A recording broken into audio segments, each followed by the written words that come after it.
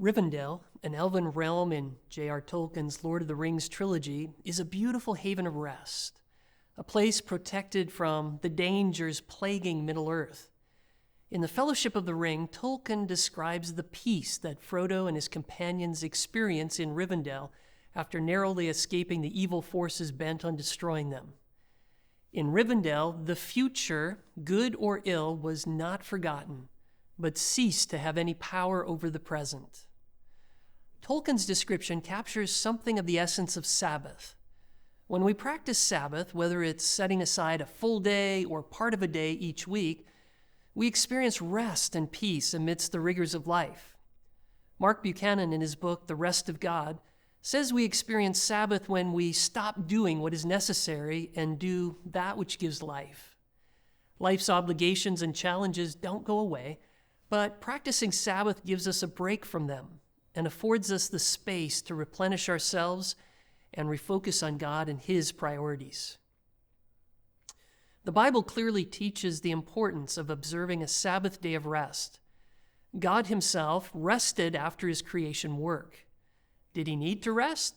Of course not. But in doing so, He set an example for His human creation, the ones He made in His image, so that we would live maximum lives in keeping with His design for us. Walter Brueggemann, in Reverberations of Faith, said, "Sabbath provides a visible testimony that God is at the center of life, that human production and consumption take place in a world ordered, blessed, and restrained by the God of all creation. Practicing Sabbath is an acknowledgement that God is in control and that we trust Him to look after His creation, including us, as we rest. For those of us who struggle with workaholic tendencies, taking a day-long break from what is necessary breaks us free from our compulsion to engage in excessive work activities. Sometimes we are motivated to work excessively because we believe we have financial needs. Other times we simply work too much because we want more of things we don't necessarily need. In both cases, taking a day off will help us to refocus on God as the one who provides and to realign our priorities in keeping with His desires. The Theology of Work Bible Commentary describes how Sabbath is intended for our good.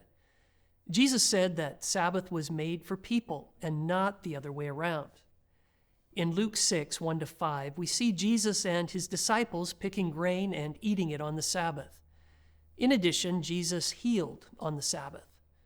Jesus, as the Lord of the Sabbath, clearly demonstrated that it is desirable to meet human needs, including our own, on the Sabbath.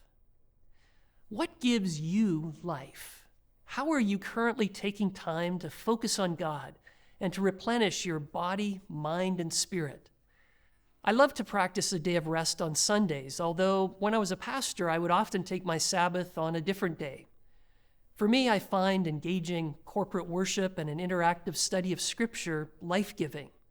I greatly enjoy family time, whether it's discussing life around our usual Sunday lunch of homemade bread and soup, going for a Sunday afternoon walk, or playing a table game.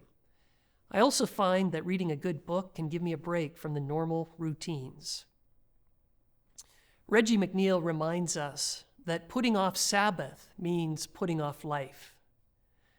Practicing Sabbath has many benefits, yet one of the biggest benefits is that it serves as a rallying point for practicing Sabbath rest throughout the week. It sets a tone for trusting God and resting in Him. Mark Buchanan says that Sabbath is both time on a calendar and a disposition of the heart. It is a day we enter, but just as much a way that we see. Practicing Sabbath helps us to experience Psalm 91, 1-2 continuously. Whoever dwells in the shelter of the Most High will rest in the shadow of the Almighty. I will say of the Lord, He is my refuge and my fortress, my God in whom I trust. As Harry Emerson Fosdick has said, he who cannot rest cannot work. He who cannot let go cannot hold on. He who cannot find footing cannot go forward. We need a Sabbath day and a Sabbath heart.